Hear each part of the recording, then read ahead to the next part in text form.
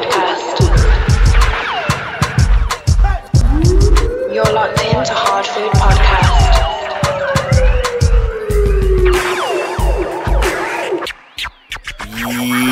Yo, what's good? Jeez, under attack. Yo, what's good? Hardfood Podcast. Yeah. Volume 10, episode 10. We're back. Back again. Name's Juice English. Saxon King. Today we got Christian Soobz in the building. What's good? Not even a guest. That's Hardfood family now. Yeah. You get me back for the second time around. And yeah, what's good? Realistically, she could be getting so much more. So imagine now, like a young artist on that kind of deal.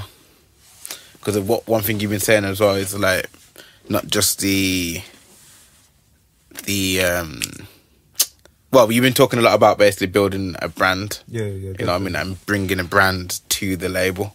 Yeah. Well, is that what you're saying? Bringing a brand to the label or? Brand, number, fan base, that's really numbers. Because labels don't really have time now, especially in the UK. They don't have time to do artist development. Yeah. Really, so if you're coming, if they see you, you're getting millions of plays, you're climbing the charts independently, you've got something for them to work with. So they say, okay, we can give you 20,000 and we can invest because you already know your target audience. They know your audience because they can see the numbers. So they don't have to do legwork. They just throw some money in the situation, make some money out quick. If it works, it works. If it flops, it flops. You still owe them money. They're going to get money. So Yeah. It's not really a lose-lose for them. But then if you're saying basically an artist now coming up already has the audience, already has the numbers. Yeah. Why is he even signing? It could be slightly indoctrination because you've gone up saying, yo, like everyone's saying, yo, record deal, I'm signed to this brand, this label, major.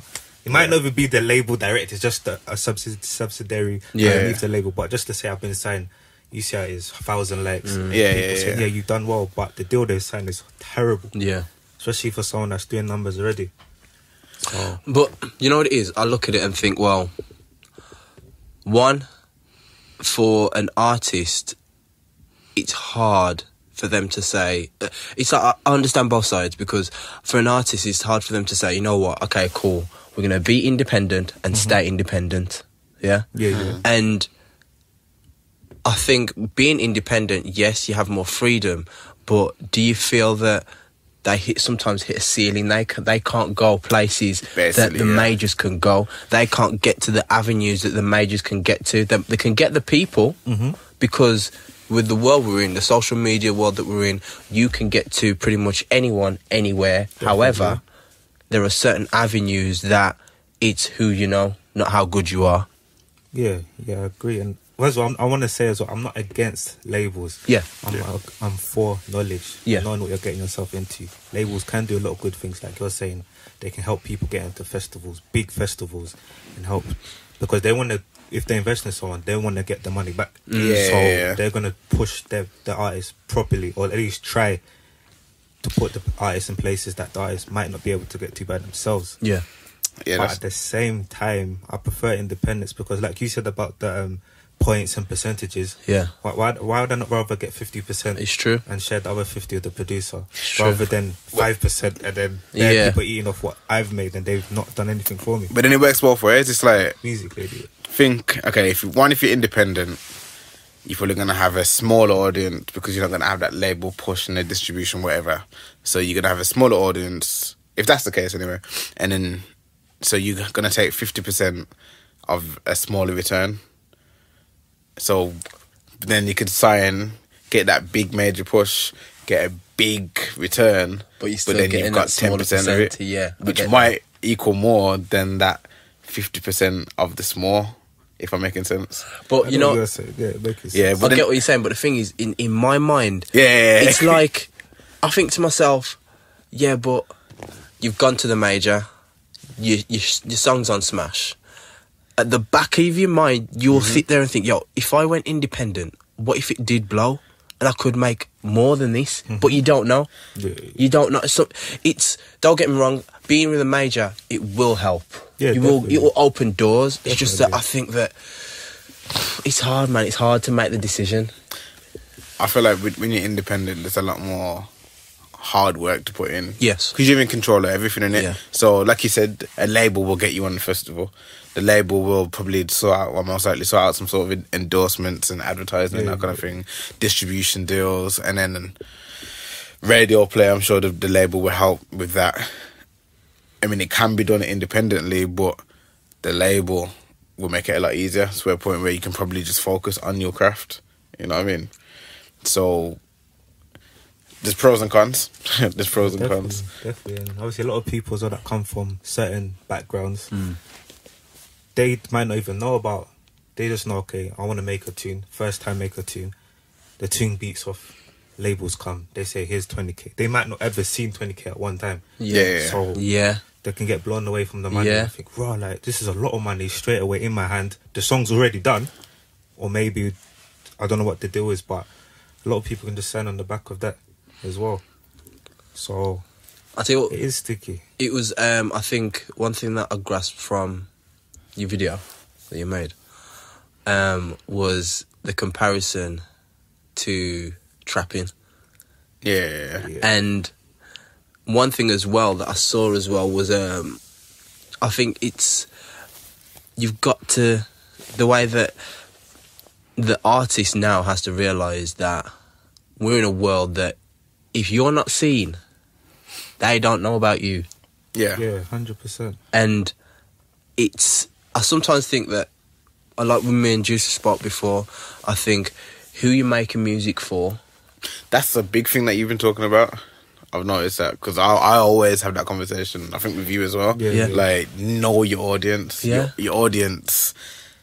I think you said it in that video as well, innit? Yeah, Like, basically, the audience is not say people are missing out on the audience, but a lot of the time people just make a big tune or aim to make a big tune that they know they'll like. They're not really thinking, I don't know, but I don't think they may be thinking, okay, where's this song gonna go? Is it gonna fit on that channel rather than that channel in that radio station? You know what I mean? How am I gonna distribute it? I'll tell you what's mad. This is like ridiculous. I'm not gonna lie. I have not heard Big Shaq. Yeah, Man's Not Hot until last week. The whole tune I'm talking about on the radio. Yeah, I heard the whole tune. I haven't listened to the tune on the radio. I only saw the Charlie Sloth thing, and I thought that was funny. And then the Hype Beast started, and I was like, because it's a Hype Beast thing, I when things like that happen. You seen the video? I see. Didn't even watch the video. I didn't watch the video. I just saw a clip of it, and I just turned it off because I just didn't want to support it because I don't. I'm one of them people that, yes, the Hype Beast is great at some things. Big up Michael Dapper for making his money, but I'm a person, I fully support the artist that's worked hard, man. That's putting in the hours, that's putting in so much graft, and then they get their achievement shown on the big stage. That's the person I love to see that. Now, when it comes to all this publicity that Michael Dapper's got and whatever, as I said, I'm not hating on him. Respect to the brother. But I hear that tune on the radio, and again, I was listening to Wretch 32's album. Yeah. And I was like, you know what? I haven't seen as much push for Wretch's project compared to Michael Dapper. But you could say they're two different lanes. They are two different lanes. They are two different lanes. But I'm talking like even to the masses. Even that Michael Dapper may be more palatable and people may, that's funny, so I'll listen to it. But Wretch is dropping really good, very, very, very good music. Yeah. I think will throw it down to the situation, and if we're going to compare them two. It's different lanes. True. And Adele's more successful than anyone else. That's true. And she's also British, so yeah, that's how you say. That's true. I mean, Wretch 3-2, I don't really listen to much radio, but I can't imagine. I think there's like 1-2 songs in the album that might get radio play. Maybe just one. When I listened to it, it was a deep album. Yeah. You know what I mean? Yeah. And I don't think, I can't see it being played on the radio like that. Yeah. Over Big Shaq. Because you gotta think the radio. Okay, when you say radio, what station are you talking? Yeah, I was going to say there's a lot of radio stations. I only listen. The rare times that I do put the radio on is Capital. Yeah, that's it. Yeah, no Radio 1 Extra. One Extra. I listen to One Extra, but I expect to listen to Wretch there. Okay. You know what I mean? Well, I expect it because I'm talking when I say radio, I mean mainstream. Joe Blogs. Yeah. Just throw the radio on, Bob. All right then. Yeah. And he puts on the radio, makes a cup of tea, and hears a song on there. It's like, oh, this is good. That's the kind of radio I'm talking about. Now, One Extra, it's like, oh, put on One Extra because it's on DAB. If you don't know about it, it's kind of rare that you just stumble upon it. Yeah. You know what I mean? Now, I'm talking like more mainstream FM radio, as I said, Capital. And with that being said, it's sometimes that's the one thing that I feel it's kind of like not sour grapes, and I'm not being a hater, but I feel bad just because I think there's so much good music out there, but because it doesn't fit the radio, I don't know, sound or what they're trying to say at that time, it's just ignored. I think that's the thing though. It's not really the radio sound. I feel like it's more, say, the energy. It's like when you play Michael Dapper on the radio, you're gonna get that reaction. Yes, you know what I mean. You're gonna get that energetic because it's relevant. You know, I think that's what I'm thinking more. But then now Wretch is relevant. It's almost as if like if I'm playing, okay, the radio now. Yeah, the radio are really trying to push the culture forward almost. They're trying to show you they're trying to be first. Yes, you know what I mean? Yes, so they're trying to play all the hottest tunes I get and I get that. what's going to make, I get that. what's going to draw more reaction. Yeah. Am I making sense? Yeah, I understand that. I understand that. So I feel like but the radio's going to do that by playing songs that you already know but you want to hear kind of thing, and then dropping in the odd new tune that might be bubbling somewhere. I can't really see radio drawing for the album cut off Wretch's album, you know what I mean, like the deep tune, because then that's not the audience almost. And what time are they going to play it as well? Yeah, True. You're going to have your specialist shows that are probably going to draw for the Wretch tune, you know what I mean? Show kind of tunes, No. you know what I mean? So it's true, man. It's true. So I think there's a lot different avenues. It's true, man. What? Carry on. Well, I was gonna say one thing you said to me as well about streaming, because obviously streaming has a lot of negative connotations. Yeah. You know what I mean? So like me and you was having that conversation and you was like, wow, actually streaming is very beneficial. Yeah.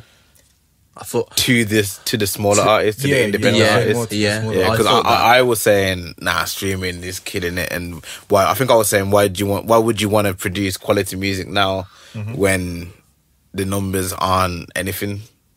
You know what I mean? The numbers are really, your percentage isn't really rewarding. Yeah. It is if you're independent. But then that's when you said, well, if you're independent, streaming is actually a lot more helpful than just giving a guy £5 for the single. Yeah. You know what I mean? I would even, it's not more beneficial than that. But just because of the way people consume music now, let's say streams, as it stands, on Spotify, the payouts are getting less and less every year because there's so much more people making money. Yeah. And Spotify might even go out the window very soon. But as it stands now, 1 million streams is about 4 to 5 grand for an independent artist. Maybe 50% goes towards the producer, but that's all you'd have to pay. Yeah. If you're on a label now or you sign a 360, the percentage obviously gets much, much, much less, and you have to do maybe 100 mil, 10 mil to see what the independent artist is seeing. So definitely includes, for the artists out there, definitely include streaming as part of the resource that you use to promote your music, because that's another income stream. At first, when the conversation of streaming came up, I was thinking, they only get that much per play.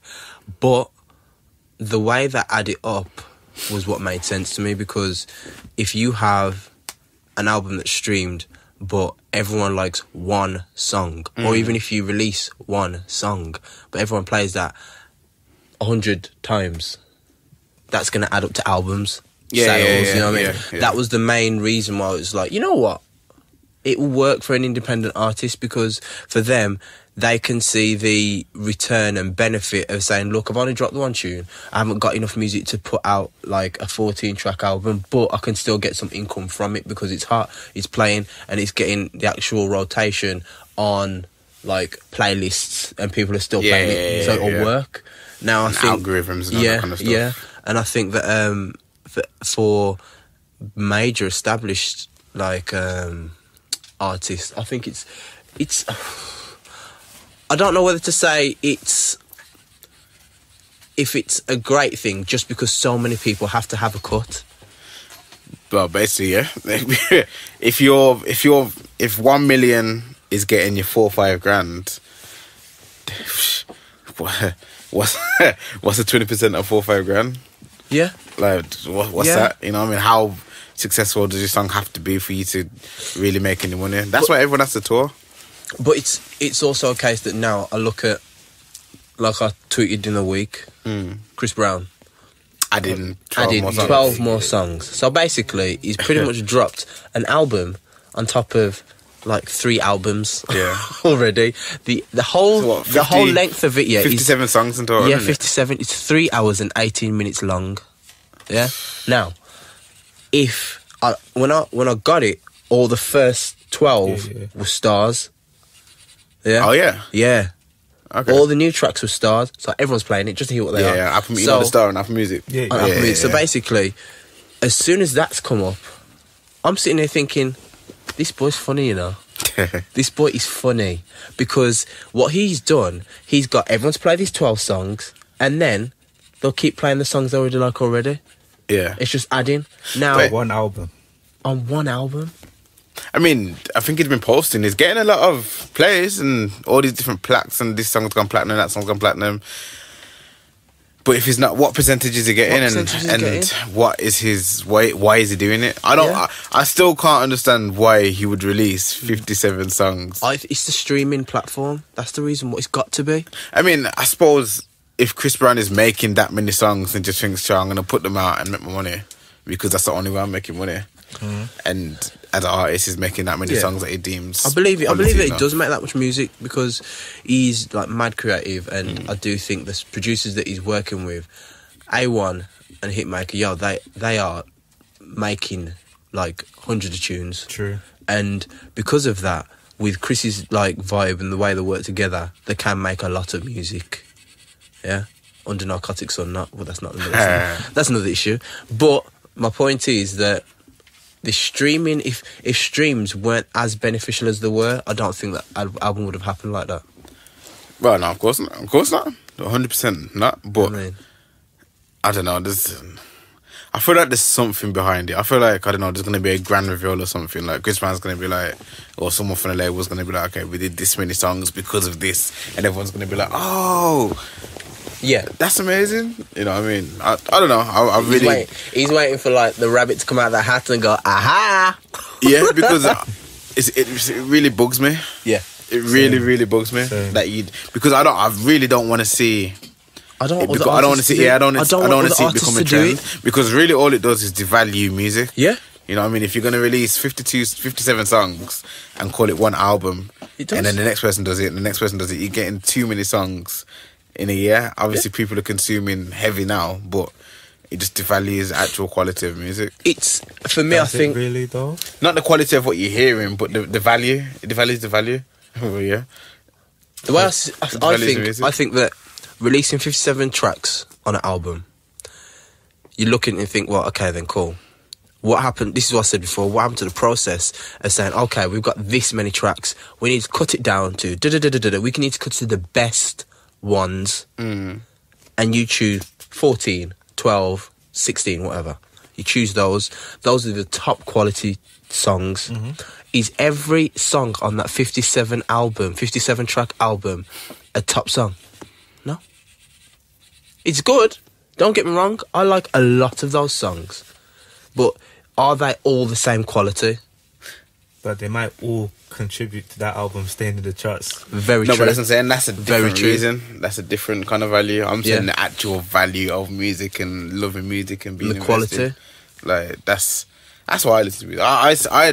I like my short, concise 10, 12 track albums, and every song there's no, like, it's all killer, no filler. You know what I mean? Yeah. Every song is just like Kendrick is always like a puzzle almost, and that's got that meaning. And Jesus, 10 tracks, and it's just every track is for the album. You know what I mean? It was tailor made for the album's narrative. Like, Even that, like the album's called Heartbreak and the Full Moon, and that's the name of one song. Does it follow the path of that vibe? All the over 57 songs relate to that in any way? Or if you're a fan of Chris Brown, surely you're not gonna really care as long as he's putting out music. That is true. That's what you're gonna want. I wouldn't want one of my favourite artists to release 57 songs at once. I want some of my favourite artists to release 57 songs. 57 songs at once? Yeah, because they don't put out enough. So for me, if I'm a fan and I keep seeing new music, I'll be happy regardless. You know what it is? If Chris Brown was the type of person to put an album out every like 4 years, I'd understand 57 tracks. But he's kind of consistent. Yeah. With his album drops every year. That's the reason why I'm like, well, did you really need to drop that many? Because I know if he made top quality music, those plays will still get done. If you look at it, if the top quality and people love it, because people do love his music. Even that, yeah, I would have rather you release the album every month or something like that. Like, why 57 songs at once? This really bugged him, you know. Really bugs me, because I think he's just getting at me because I don't understand why. You know, like I'm the kind of person that's trying to figure out why everything, trying to be a bit of creating word of mouth, a bit of a know-it-all. That is true. Yeah. That is true. Awareness. That's what it's all about, really. It is, man. Awareness and word of mouth. Also, on awareness, you touched on it on your video as well. Was what do you think that artists need to do to really get themselves seen as a new artist, as a breakout in terms of, I'm not specifically speaking, but like I may be on road trying to music thing, and I'm trying to change my path. Mm-hmm. Do you think that those kind of artists need to take it more, not serious, but more structured? Yeah, definitely. Because I do talk to a lot of people like that. Yeah. Who are on the road and want to transition to something else a little bit more cleaner. And that's why also what you said before about the trapping. I speak about trapping in comparison because I know the target audience of the people that follow me, a lot of them are from that world, understand that world. So that's why I put in, I had bakers following me, I'll talk about cakes. Yeah. That's why I talk about trapping. Yeah. But the question going back to about being more structured, definitely, 100%, because a lot of people, like I said in the video, they say, oh yeah, I'm making music for everyone. That don't make sense. Yeah, that's one thing that's a big point there still. I've got a key of, let's say, obviously don't sell drugs, kid, 100%. It's wrong. I'm not glamorous in real life. It's so bad. It's deep. But if I've got a kilo of like cocaine untouched, and I haven't got rid of it, pure. It's 8 months. A lot of men will tell me, get off the road, this is not for you. Yeah. But if it's music now, no one says anything. Say, oh no, fam, you're cold, fam. Yeah. Just try it, I don't know, fam, but trust me, if it's true. It's the exact same thing. It's true. So a lot of them, they just say, let me go B1 now, link up. I want to go big because they have subscribers, but the subscribers might not be might not be after what they have. Yeah, that's what about gospel, isn't it? Yes. If you're doing a gospel record, definitely just be don't bring it to link up. Definitely, just think about who your audience is, who you want to listen to your music, and then just go and find those people. Do you think that the audience that they're aiming for are the type of people to actually push them forward, or is it a case that some of them, they're so caught up in making music that they would like that they're not really sure of who their audience is? A lot of them are not sure because they don't know. They just want to make music. They listen to music because a lot of them are deep down fans of what's coming out, like UK drill and stuff. Yeah. So, yo, I can do that. Let me do it. Then they do it. Yeah. And it's like, okay, I have this now. What do I do next? Yes. Let me follow what I've done. I've seen this on P1. I'm better than my man. Let me go on P1 and show people I'm better than him. But that's not the be and end all. Yeah. Another question as well. I know you're going to say something in a minute. No. I'm just listening. I'm in a listening mood today. No, so you have a young artist coming out to turn his life around. He's dropped the trap and he's making music. He sees someone like Michael Dapper. Sorry to reference him again, but you got to look at it. You see what I'm saying? Big up Michael Dapper. So he sees that and he looks at it and thinks, well, what can I do? How can I change to get that kind of reception? Do I change my music or do I change my perception? Or do you change your approach? Do you change your approach, yeah?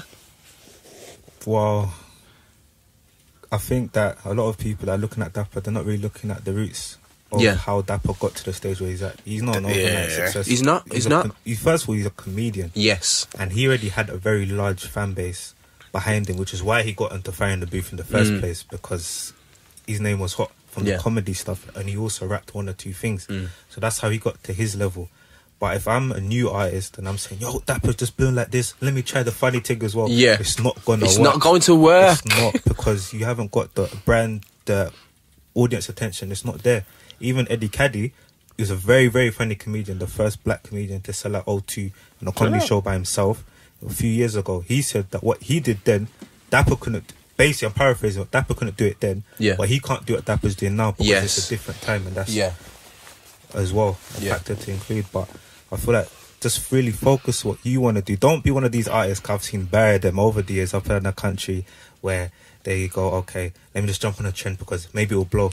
They're not really true to themselves, and you can see it. And I've seen a lot of them, they've jumped on Afro swing, gospel, some of them rap, grime, drill. They're just trying a thing just to try a thing and try and blow, and it just looks to me like desperation, like I need to blow, I need these views, please. Next thing, let's go. That's what it looks like to me. I don't know about anyone else, but I can't really support that. But if I could see someone like, I don't know, Nines, who's been rapping constantly, Scraps might let me not talk about Scraps, but Scraps also been rapping for a while. He hasn't really changed their style, and they've just stuck to their sound, delivered to their fan base. Their fan base has spread. Number one thing is word of mouth. Spread, yo, did you see what have you heard this tape? Seen the video? They've spread, created more awareness, and these people, people like them, have gained success in their own way. Different lanes, different careers. I can't look at yourself and say, you know, I'm going to become like you. 2 weeks straight away, bodybuild. You have to put in the work, graft and time. Sure. So, yeah, definitely. So, I know you're a DJ, but what else do you do? Oh, you're the industry guy, man, so... I'm a public figure. Yeah. So, on Instagram. Thank you. Community worker. Yeah. Are you behind the scenes? Are you managing? I'm managing. I'm advising a lot of different people. Yeah. Can I just cut in? Can I just say so? He works with the community here. That is what a public figure is. All these females on Instagram, who be stripping, you ain't no public figure.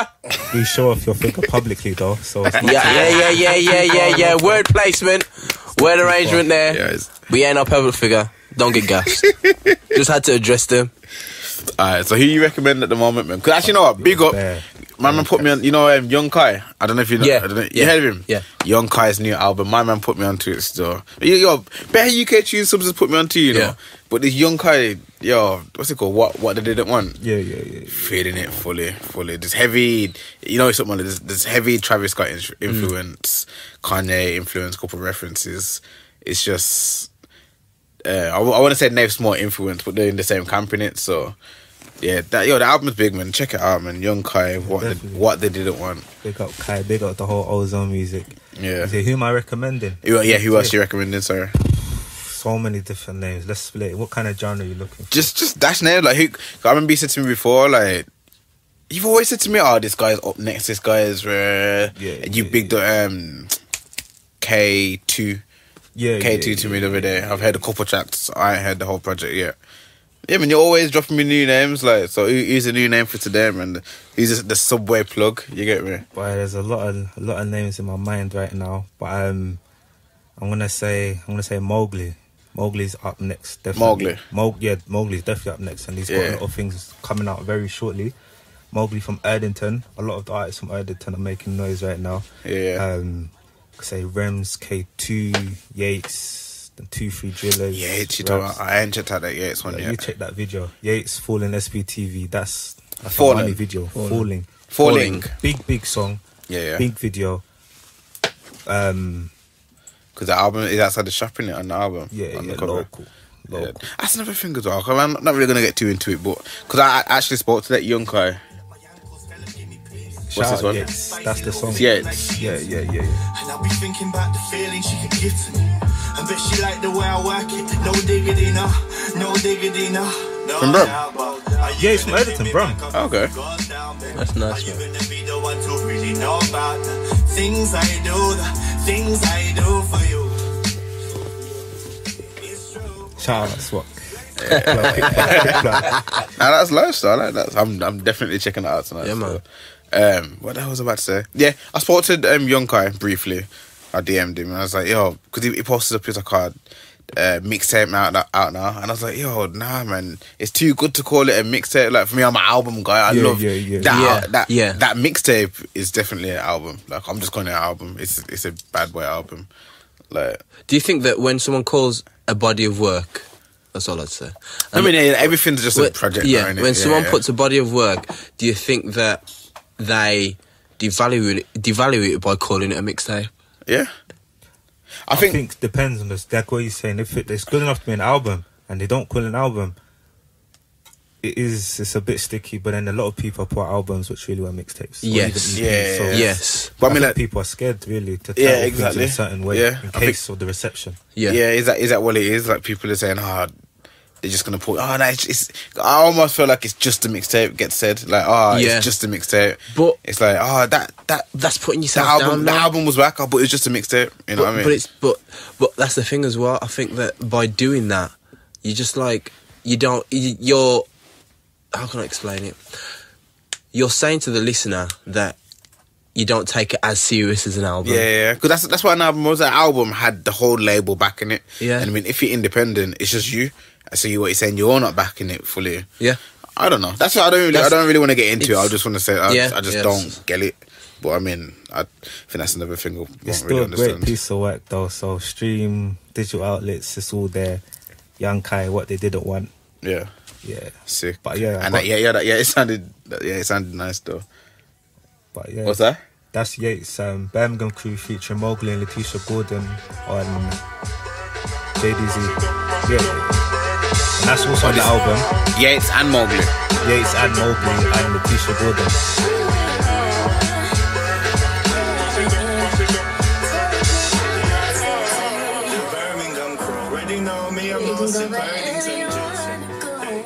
Yeah, man. Yeah, there's so many artists. I feel bad for not even mentioning other names, but there's so many artists. Just follow my radio show, Subway Show. A lot of them come on my plug show. Plug that, man. And Subway, follow Soobz, follow Subway Restaurant, follow the Subway Show, follow Subway Restaurant. That's what Page is called, isn't it? Yeah, Subway big Restaurant. up. We like that door. He's always got the food, blood. He's always feeding the streets, man. For real. Always feeding the streets. Easy to It's Mowgli again. What's mad is that actually I'll talk about after. Yeah, I got a lot of time for Mowgli. So a lot of artists saw, but Mowgli in particular, at the start of the year, he was getting like 11,000 views. And he had something special. And people was ringing me, texting me, saying, yo, you need to put him on the Subway Show. I said, all right, let me listen to the music. Cool, spoke to his manager, let's get him in March. And now, his last video that he dropped, Erds Boy, just got over 400,000 in less than a month. Yeah. And a lot of opportunities and doors are coming his way, and I'm very happy to see the growth. He only just started making music. So, yeah, man, big up Mowgli. And that's actually, he shot that. Then he came to my show after. I swear. So, came from London straight to Brum, and then, yeah. That's big, man. I've got a lot of time for him and a few others. But yeah, any questions you have for me, hit me up on socials. Don't add my Facebook, but it's Christian SWB said everywhere. I'm trying to cut down my Facebook for real, card. This is long. Don't add me on Facebook, please. Like, I always say it. I say it on the CDs. People still add me, and I just leave them hanging. It's just long. It's long. Oh man. I wanted to touch on the. You gotta go in a second here. Bloody heck. I wanted to touch on the mobiles just quickly. Okay. I can't even get into it like I wanted to, but we had a conversation again. We're always chatting. I don't want to say the other mobiles irrelevant, but I feel like back in the day when you watched the mobiles, it was an event. Yeah. And I feel like it wasn't this year, and it hasn't been for a while. I didn't... Compared to previous years, the build-up to it, it's not the same. The rollout isn't it's not on the same level. Even though we've got social media, and realistically, everyone can be got to. But I didn't. It was like the mobiles, like as a side note. Yeah. But also this year as well, I was a bit more baffled because the winners seemed right. Yeah. No, I mean... no controversy. Yeah, well, I'm looking through it now quickly because it's like Dave, best newcomer, sounds about right. Yeah. Gigs, best hip hop, obviously, has to be. Yeah. Missed Hot Property, best video. 100%. Yeah, that Easy. video was mad. That's one with the dogs and the... Yeah. And international and Stormzy, best grime. Yeah, you couldn't really say no to that. I mean, I think if someone else won it, I can't remember the whole nominees, but if someone else won it, I could have been like, okay. But Stormzy, best grime, makes sense. Stormzy, best male. He's been everywhere this year. Sales alone. Sales alone. Steph London, best female. Yeah. Best song, J Hus, Did You See? Yeah. Yeah. I thought it went platinum. Yeah, no, that was the song still. Stormzy, best album. Big up Stormzy though. Some bare sound effects in that. Now, only because I can't remember the nominees again, but I feel like... Oh, wait. Oh, I got the nominees here. J Hus, Common Sense. Nines, One For Out. Sanford Process. Stormzy, Gang Signs of Prayers. Wretch 3T, Growing Over Life. I'm not sure if it was just a 5 because it was a print screen. It's print screen, you know. It's a screen. It's a screenshot. But yeah. The same thing. Yeah, but who's a print screen no more? No one does that. No one says print screen. Is it control alt and like that number at the bottom, top of the screen, the keyboard? I was a bit shocked that he won it over Sampha, to be honest. Yeah, but the way I see it is that... And Huss. Yeah. Oh, no, I mean, if like Huss and Common Sense, Stormzy and Huss, kind of close. any one of them, like, I think both of them albums were the same. I can't say one's better than the other. Me I just think that Sanford Process, the way that the overall reception of Stormzy's album was taken by the masses was better than Huss. It was. Think about radio play. Wow. Radio play. I'm talking like where I work here. I work with like some bad youths, but anyway, they are. I remember the other day, was driving somewhere and one of them singing "Blinded by Your Grace" Part 2 in the car. Yeah. And like, I don't know though. But then you got Did You See? Did You See touched everywhere? It's true. But in terms comparing both albums, Stormzy, he killed it, you know. You might even get Christmas number 1 if that Blinded by Your Grace. Yeah, I watched the video this morning. It's nice though. And that's the thing. I think that because the outreach and the reception of it was so good, it just blew. J Hus had amazing, amazing. And I'm not saying he's weak or nothing. You know what I mean? I'm just saying that. Both the man won over Sampha. You haven't heard that Sampha album? I've heard parts of it still. That's one of my favourite albums of the year. So I was just a bit shocked to hear, and because of Sampha's really broke out internationally. Not say Stormzy and Huss haven't, but I was just shocked. But then again, isn't it not a popularity contest, but a popularity contest because the people have pretty to much. Vote. Is it more vote based? Yeah, most of it is vote based. So I thought it was like the Grammys though, because the Grammys is like industry. Panel. Yeah, panel. That's the word. There's Yeah. one or two. If mobiles is vote based, and fair enough, Stormzy winning everything. Yeah, Stormzy winning it's everything. true. Say no more. But yo, you gotta go. I don't wanna. I know. I don't wanna get you in trouble on that stuff. So yeah, it's been good having you. Quick firms, Soobz. Best friend. Come again. Next time, please stay for the whole show. Actually, we'll speak. You back seeing it? Yeah. Definitely. Right, say no more. What was that? So yeah, Christian Soobz everywhere. Like I said, Christian SOOBZ. Don't add my Facebook, Take the please. camera. Don't add the Facebook. There's better cameras. Oh, that camera's gonna get the long shot of everyone, and that you're. We'll come again. Add me everywhere, Christian SOOBZ, except Facebook. Don't add my Facebook, please. Real life, mums, real life. Don't add me.